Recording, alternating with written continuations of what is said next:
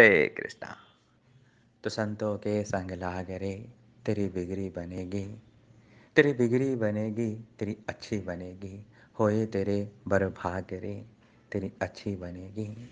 तो संतों के संग लाग रे, तेरी बिगड़ी बनेगी। अब किसी के मन में प्रश्न आ रहा होगा कि ये बिगड़ी क्या है, क्या बिगड़ गया है हमारा। तो भगवान से विमुख हो जाना ही हमारी सबसे बड़ी बिगड़ी है। लक 84 के फंद में आ जाना ही हमारी सबसे बड़ी बिगड़ी है। Cycling of life and death के साइकिल में घूमते रह जाना ही सबसे बड़ी बिगड़ी है। तो जब हम संतों के संग में लगते हैं तो संत वो उपाय बता देते हैं, संत वो विधि बता देते हैं, जिससे हमारा लक फंद जो है छूट जाता है, हमारी बिगड़ी जो है बन जाती है और हम अपने घर जो है वापस लौट जाते हैं। तो संतों के संग लाग रे, तेरी बिगड़ी बनेगी। और संतों के संग लगना चाहिए, क्योंकि संतों के संग चाहे फेवरेबल कंडीशन में लगेंगे या अनफेवरेबल कंडीशन में लगेंगे, संत चाहे रीझ के देंगे या खींच के देंगे, भगवान को ही देंगे, क्योंकि उनके पास देने के लिए एक वस्तु ही है, वो है भगवान। इसीलिए किसी ने खूब कहा है कि संग न करो राजा का, संग न करो राजा का, ना जाने कब दे सूल चढ़ाए। संत संग करो संतों का, ना जाने कब दे हरि से मिलाए। तो राजा का संग नहीं कीजिए, क्योंकि पता नहीं कब उसका दिमाग जो है फिर जाए और आपको जो है वो सूली पे चढ़ा दे। संग करना है तो संतों का कीजिए, क्योंकि चाहे रीझ के देंगे या खींच के देंगे, वो भगवान को ही देंगे। और किसी ने बहुत अच्छी बात कही है कि केवल सूरज के उगने मात्र से, केवल सूरज के उगने मात्र से जीवन में सुप्रभात नहीं आता। सच्चा सुप्रभात तो तब आता है जब जीवन में कोई संत आता है, कोई महंत आता है, तब जाके जीवन में जो है प्रकाश आता है। तमसो मैं ज्योतिर्गमय। जब संत ही आते हैं तो हमें जो है अंधकार से ज्योति में लाते हैं। तो संतों का संग करना चाहिए। और संतों में भी जो शिरोमणि है 12 महाजनों में, जिनका नाम आता है देव ऋषि नारद, जो इस जगत को पवित्र करने के लिए बिना पे नारायण नारायण भजमन नारायण नारायण नारायण, तो भागवत भक्ति का प्रचार प्रसार करने के लिए इस संसार में नारद जी जैसे संत जो है घूमते रहते हैं। और नारद देव दर्शनम, जिसका भी नारद जी से दर्शन हो गया है उसको जो है भगवान की प्राप्ति हुई ही है। नारद संत बहुत अच्छी बात है, कहते हैं कि जिसकी अर्जी को, जिसके एप्लीकेशन को भगवान भी खारिज नहीं करते हैं, वो है नारद। तो नारद जी का दर्शन अर्थात भागवत दर्शन होना ही होना है। नारद जी का दर्शन जो है डाकू रत्नाकर को हुआ था। लवे मात्रे साधु संग सर्व सिद्धि है। और वो डाकू रत्नाकर जो है उल्टा नाम जपत जग जाना वाल्मीकि मुनि बन गया। नारद जी का दर्शन जो है प्रहलाद महाराज को हुआ था, प्रत्यक्ष नहीं, माँ के गर्भ में भी। लेकिन साधु संग चाहे जिस विधि से हो जाए, वो जो है कल्याण ही करता है। श्रवण मंगलम ध्रुव जी को हो गया था, ध्रुव जी का कल्याण हो गया था। उतना छोड़ो, डाकू मिकारी जो जानवरों को अधमरा करके मारता था, उसका भी कल्याण हो गया। और देव ऋषि नारद तो माता पार्वती के भी गुरु हैं। पर्वतराज हिमालय की कन्या माता पार्वती के गुरु भी नारद मुनि हैं। तो नारद देव दर्शनम। तो जगत में भगवत प्रचार करने के लिए, भगवान का गुण अनुवाद करने के लिए, भगवान की तदीय वस्तु का गुणानुवाद करने के लिए नारद जी जो है इस संसार में विचरण करते रहते हैं। और उनकी लीलाओं से कभी कभी लगता है, उनकी क्रियाओं से लगता है कि नारद जी तो लड़ाई लगाते हैं, क्योंकि जगत में ये बात प्रसिद्ध है कि नारद जी तो लड़ाई लगाते हैं, इधर की उधर करते हैं, चुगली करते हैं, निंदा करते हैं। लेकिन इसी को आचार्य कहते हैं कि वैष्णवेरा क्रिया मुद्रा बिगे ना बुगाए, कि वैष्णव की जो क्रिया मुद्रा है, विष्णु का जो क्रियाकलाप है, वो बड़े से बड़े विद्वान नहीं समझ सकते, तो हम क्या समझ सकते हैं। तो उनके इस कार्य में भी जो है भागवत गुणानुवाद छुपा होता है, किसी की करुणा छुपी होती है, किसी का आत्म कल्याण होता है, क्योंकि संत जो है जगत का कल्याण के लिए ही विचरण करते रहते हैं। तो एक बार नारद जी, क्योंकि आज की कथा में भी आपको लगेगा कि नारद जी माता पार्वती और शिव जी के बीच जो है मतभेद करा रहे हैं, लेकिन इसके पीछे भी एक बहुत ही सुंदर जो है राज छुपा हुआ है। तो एक बार देवर्षि नारद जी नारायण नारायण भजमन नारायण नारायण नारायण का गान करते हुए कैलाश पर्वत पे गए। संयोग से उस समय भगवान भोलेनाथ जो हैं, शिव जी जो हैं कैलाश पर्वत पे नहीं थे। माता पार्वती ने जब देव ऋषि नारद जी को देखा तो पंचांग प्रणाम किया। गुरु को देखते ही प्रणाम करना चाहिए। तो माँ ने देखा कि गुरुदेव आए हैं, माँ ने आदर से बिठाया। नारद जी ने बहुत सारी बातें पूछी होगी कि जब आजकल कैसा चल रहा है हरे कृष्णा महामंत्र का, जब भागवतम पढ़ रही हो कि नहीं पढ़ रही हो।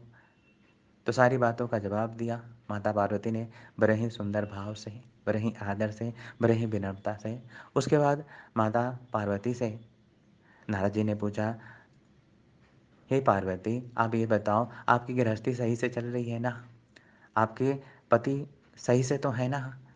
माँ ये उत्तर सुन के बहुत ही लजा जाती है, शर्मा जाती है। बोले हमारे वो है ना बहुत ही अच्छे हैं, जो कुछ भी दे देती हो खा लेते हैं, कुछ भी डिमांड नहीं करते हैं, बड़े भोले हैं हमारे भोलेनाथ।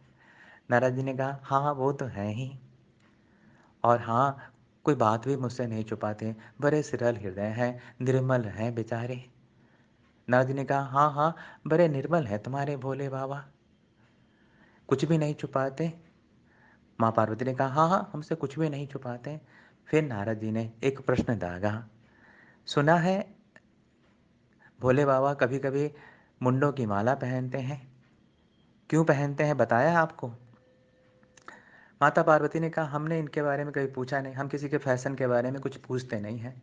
हमें लगा लेटेस्ट फैशन चल रहा होगा मुंडों की माला पहनने का, इसलिए पहनते होंगे।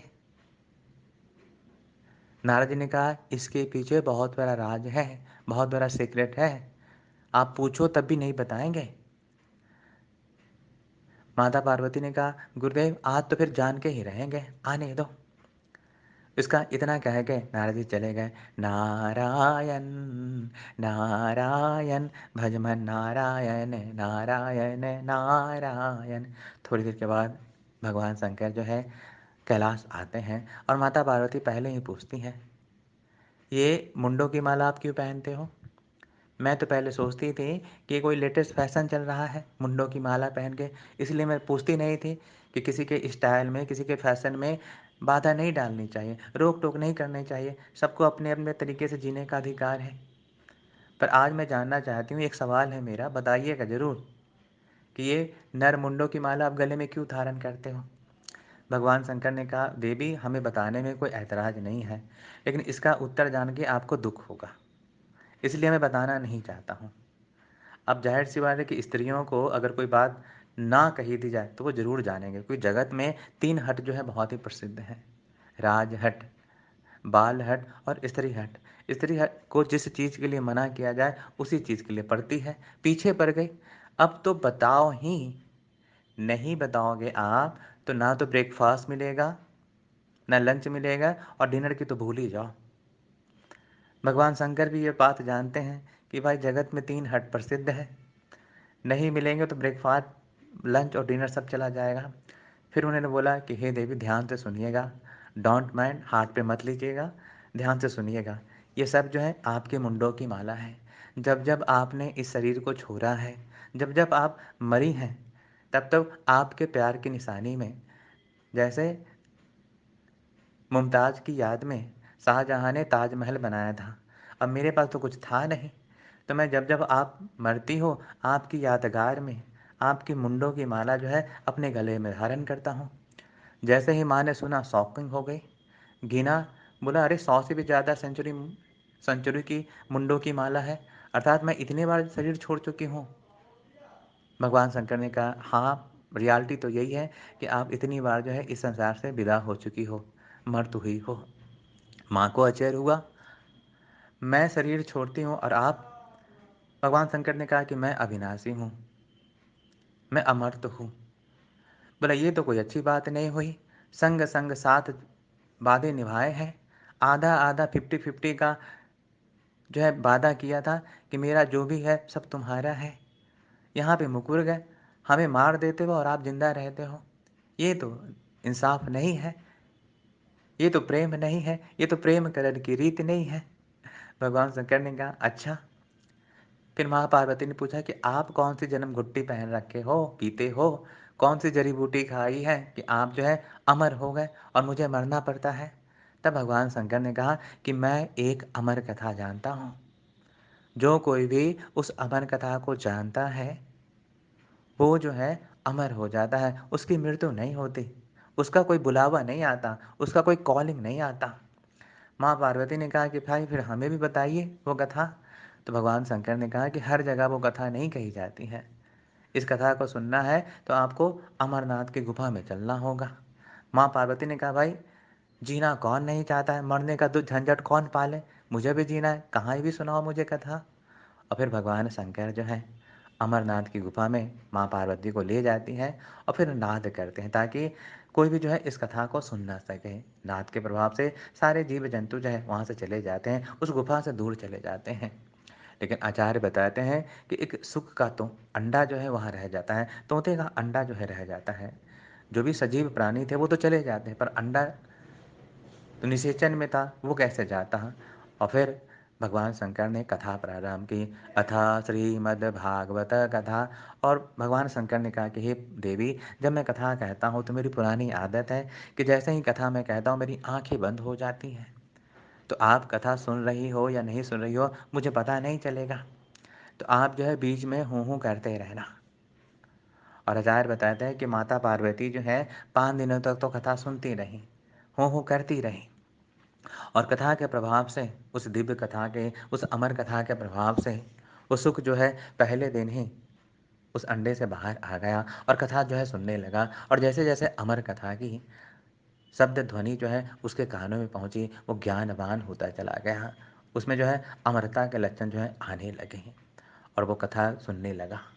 5वें दिन जब माता निद्रा के बस में आने लगी, आलस आने लगे, सोने लगी, तो वो सुग जो अंडे से बाहर आ गया था, उसने कहा अगर मैं अब हूँ-हूँ नहीं करूँगा, तो भगवान शंकर जो है समाधि से टूट जाएँगे, उठ जाएँगे, फिर कथा वंचित रह जाएगी। तो कथा की लालच में माता के सोने के बाद जो है वो तोता जो है हूँ-हूँ बोलने लगा। 7वें दिन जब कथा समाप्त हुई और भगवान शंकर ने कहा श्रीमद्भागवतम कथा पुराण की जय, बाल कृष्ण लाल की जय, राधा श्याम सुंदर की जय। तो उस शब्द ध्वनि से माँ जगी और माँ ने कहा कथा समाप्त हो गई। भगवान शंकर ने कहा अरे! आपने कथा नहीं सुनी है?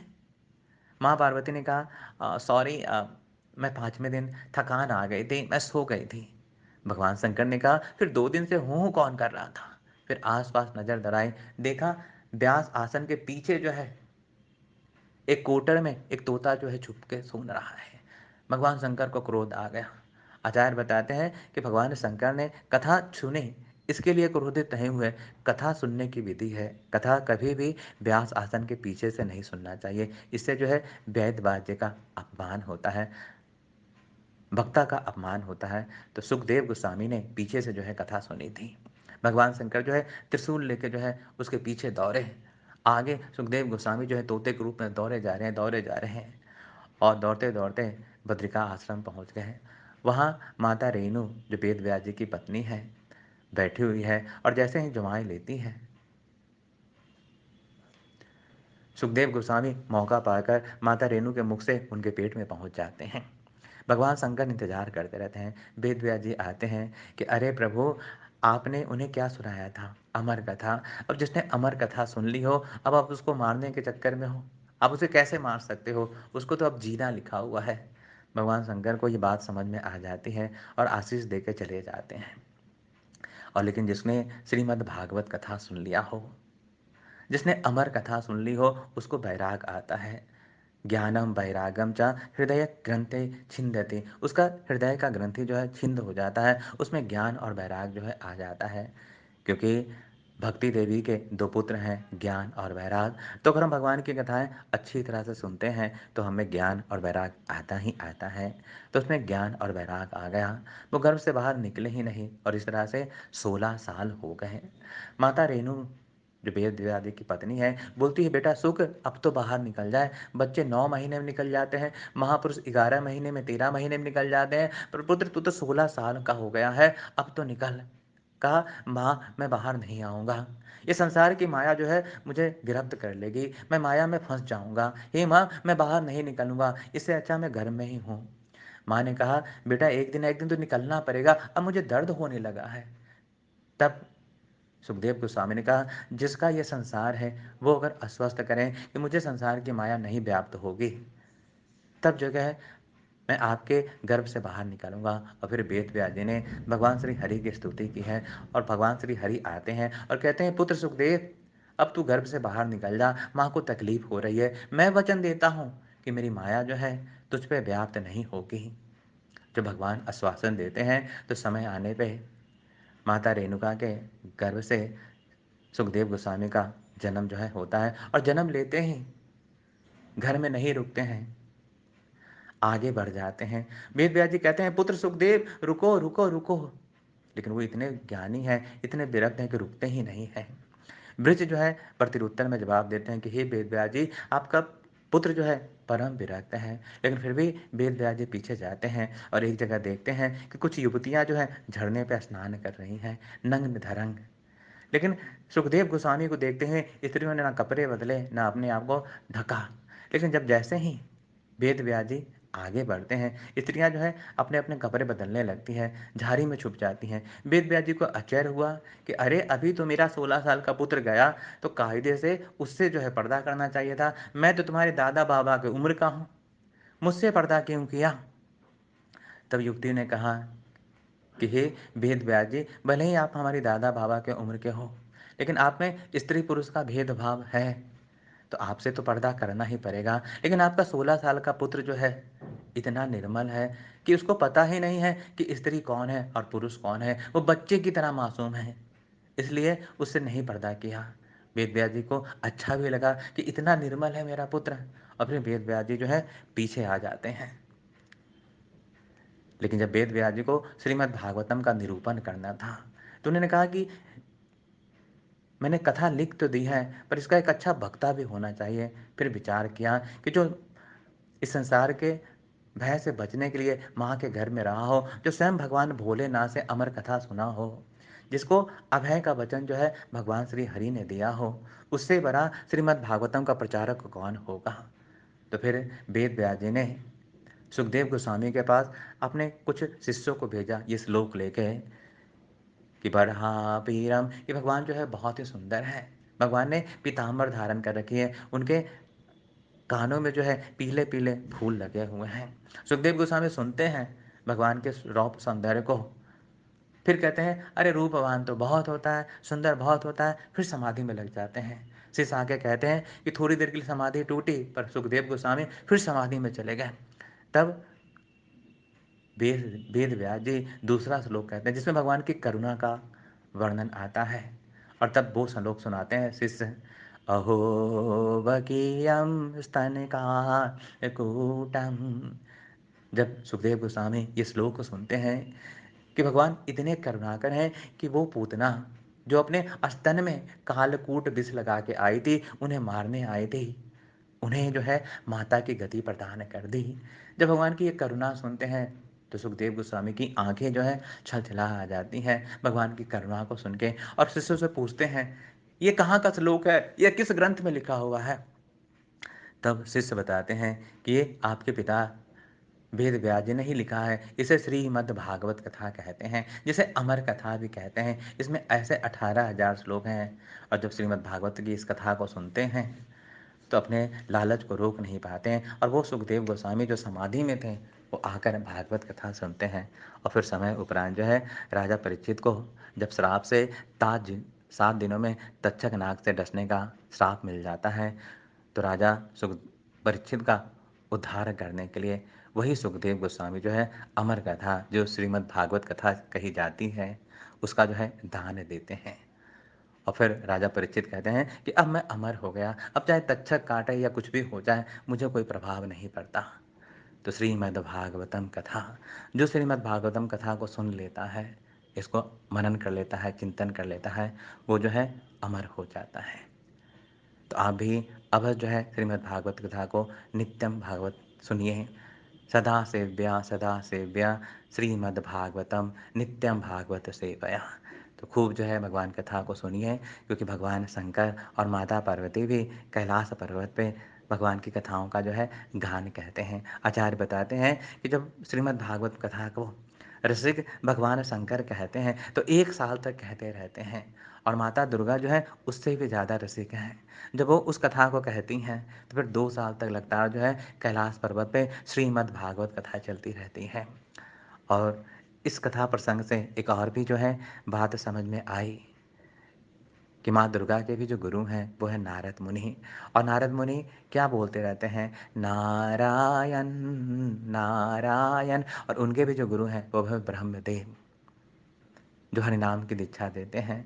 तो नारद मुनि ने माँ दुर्गा को हरिनाम की ही दीक्षा दी है, इसलिए माँ पार्वती जो है सदा सर्वदा श्री हरि के नामों का गुणगान करते रहती है।